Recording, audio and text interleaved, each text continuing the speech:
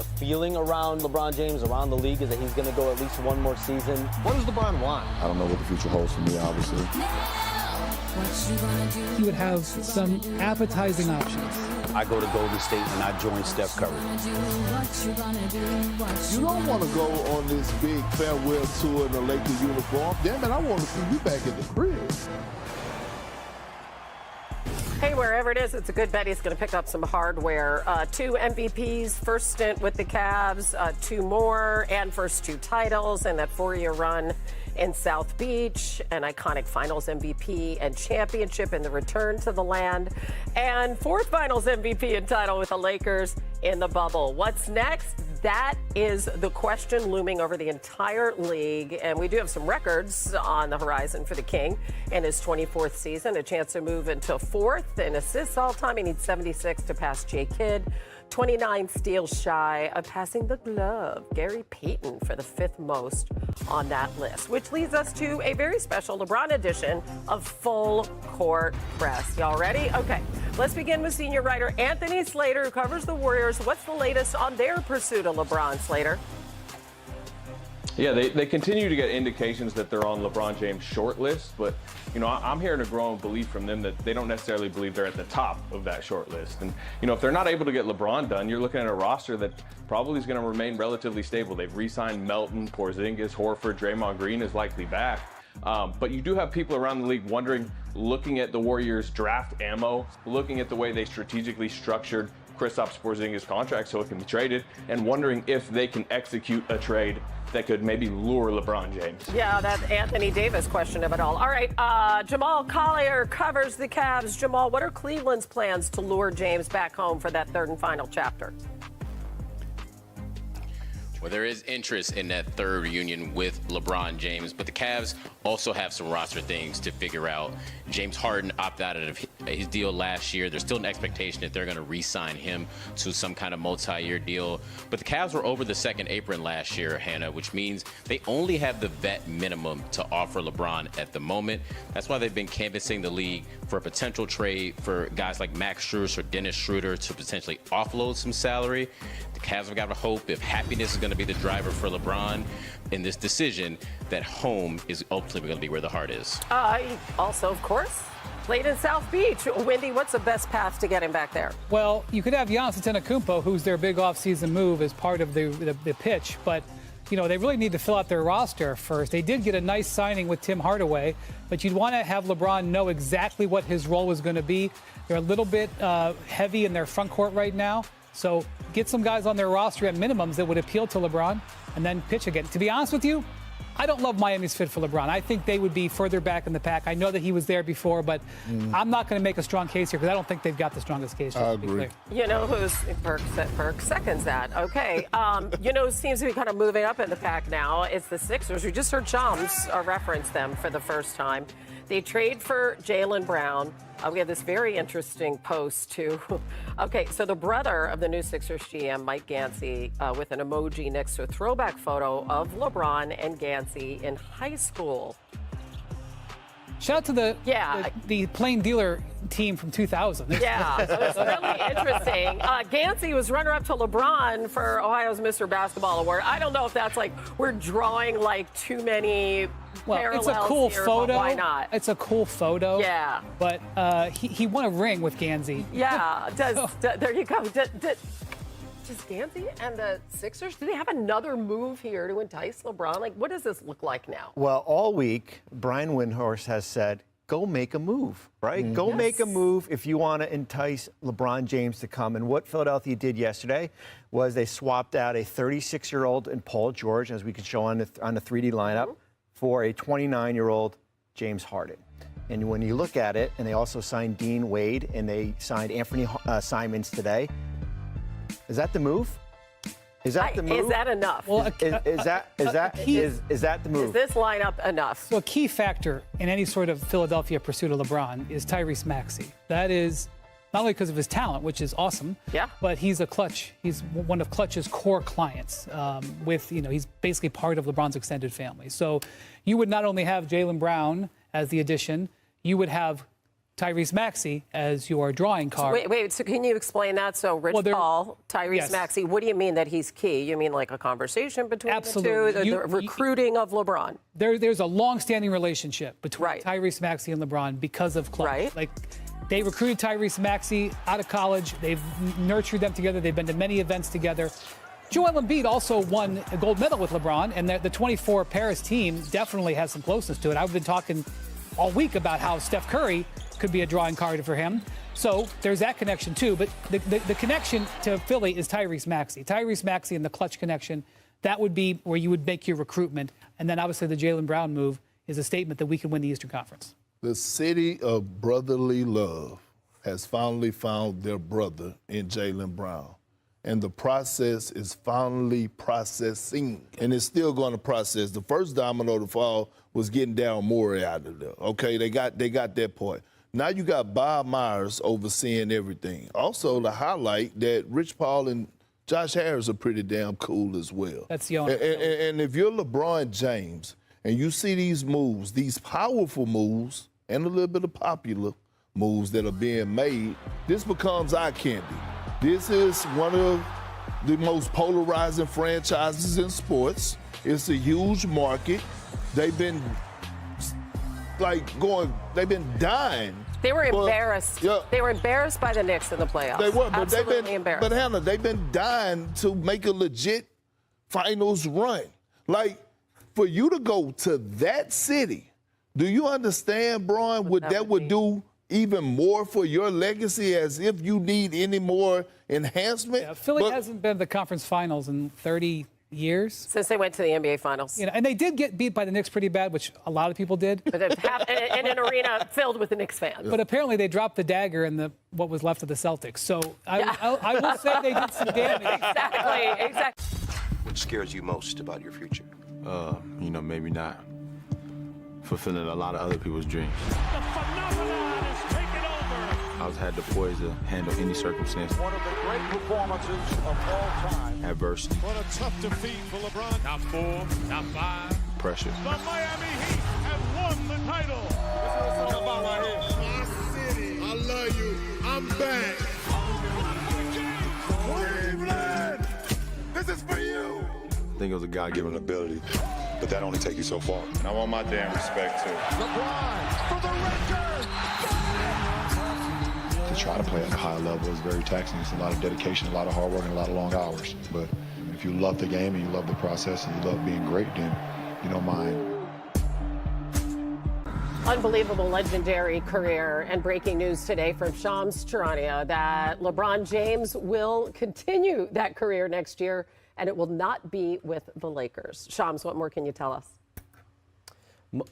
Hannah, 6 hours until the start of NBA free agency. LeBron James' longtime agent Rich Paul called Lakers president Rob Pelinka and informed Rob Pelinka and the Lakers that LeBron James would not be returning to the Lakers, that the Lakers should move on with the business that they have the rest of this offseason without him, because LeBron James is moving on and doing his own business. So at 6 p.m. Eastern time, LeBron James will be a free agent. And I'm told happiness is the biggest factor in his decision to leave and pursue his next team. And his mindset is not believed to be driven by finances. He spent 8 seasons with the Lakers, won championship there, obviously, but the relationship he felt had run its course. We know LeBron James clearly felt at times that the Lakers' championship mindset did not match his potentially. He's in championship mode every single season. We saw these two sides were at odds at different points the last couple of years. Now LeBron James rips that Band-Aid off. He is headed toward free agency in just a few hours, where he will get attraction from a ton of teams across the league. Any more information on who some of those teams might be?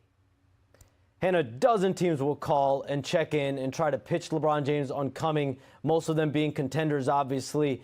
But when I talk to teams around the league, there's a few that really stand out that could give LeBron James a compelling pitch.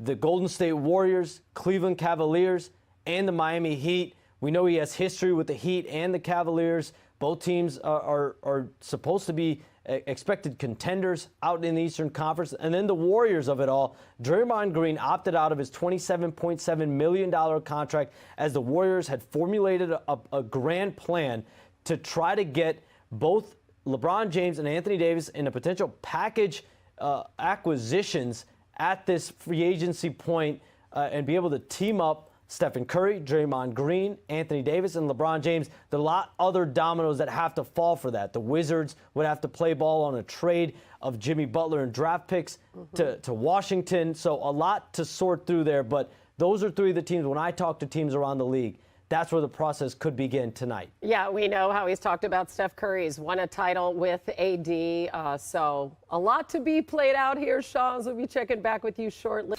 Hope I made a few proud during my stint. I don't think there's any doubt about that. Ooh, Hannah Storm with Brian Windhorst, Dave McMenamin, Iman Shumpert, Kendrick Perkins.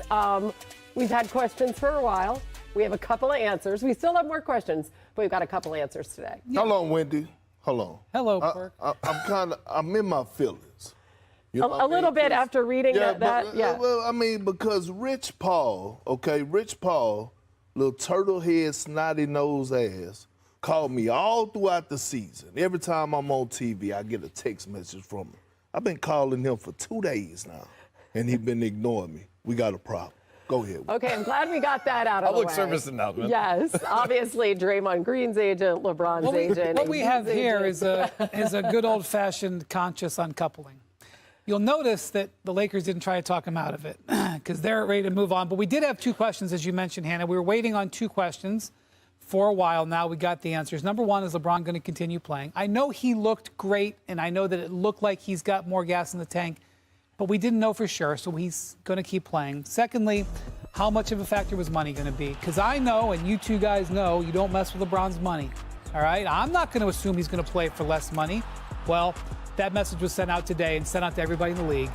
He's going to want all the money you can give him, don't get me wrong. He's not going to take what you can't, he's going to want you to try to get him money. This is not going to be a money decision. And for the first time in a long time for LeBron, money is not going to factor into it, and that opens it up pretty wide. Yeah, happiness is the buzzword of the day. Meanwhile, he was in Ohio working out at home. You heard Shams mention Cleveland as a potential destination, Dave. Yeah. I mean, of all the places in the world where he could come to the conclusion that he was going to be leaving the Lakers and telling the Lakers he was going to be leaving, it just so happens to be Akron, Ohio, Cleveland, Ohio. And I'm not going to say that's all of the clues right there, but we have to read the tea leaves here.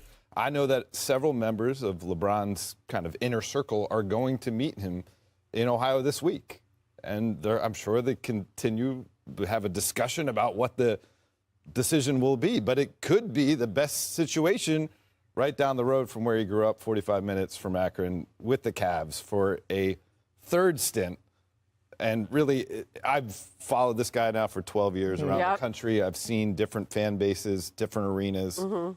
The only place that accepts him, embraces him, celebrates him for everything that he is Cleveland, Ohio. Yeah, because he brought them that long-awaited championship, came back and did that. I just want to know where you're going to be next year. Call my agent.